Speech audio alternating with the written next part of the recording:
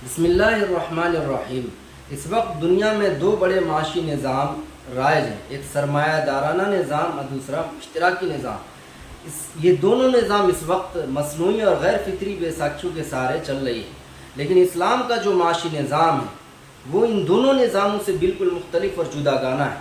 یعنی اسلام کا جو معاشی نظام ہے وہ نہ تو سرمایہ دارانہ نظام کی طرح بے قید معیشت کی راہ اختیار کرنے کا حکم دیتا ہے، اور نہ اشتراکی نظام کی طرح پورے وسائل معیشت کو اپنے کنٹرول میں لینے کا حکم دیتا ہے، بلکہ اسلام کا جو معاشی نظام ہے وہ ایک پابند حدود آزاد معیشت کا نظام اور اسٹرکچر اور سسٹم دیتا ہے۔ اسلام کا جو معاشی نظام ہے وہ خدا پرستی، انسان دوستی اور رحم دلی کا جذبہ پیدا کرتا ہے۔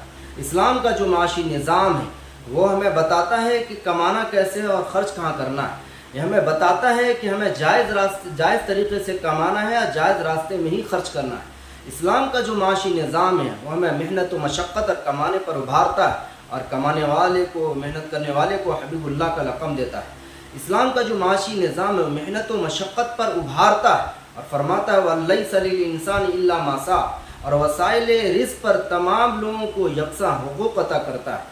اسلام کا جو معاشی نظام ہے وہ سود سے، جوا سے، سٹہ بازی سے، قمار سے، دھوکہ سے، فراڈ سے منع کرتا ہے۔ اسلام کا جو معاشی نظام ہے وہ ناحق کسی کا مال لینے سے روکتا ہے، منع کرتا ہے۔ اسلام کا جو معاشی نظام ہے وہ اپنی ذات پر، ماں باپ پر، رشتہ دار پر، غریب و محتاج، فقراء مساکین پر خرچ کرنے پر ابھارتا ہے اور حکم دیتا ہے۔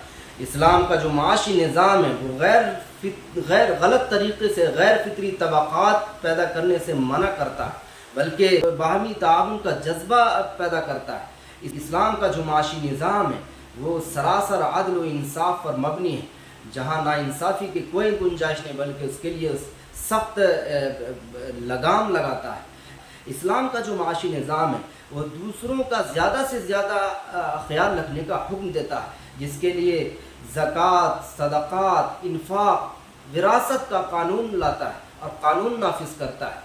خلاصہ یہ نکلا کہ اسلام کا جو معاشی نظام ہے وہ اس وقت دنیا کو معاشی بحران اور اکنامک کرائسس سے نکالنے کا واحد حل ہے۔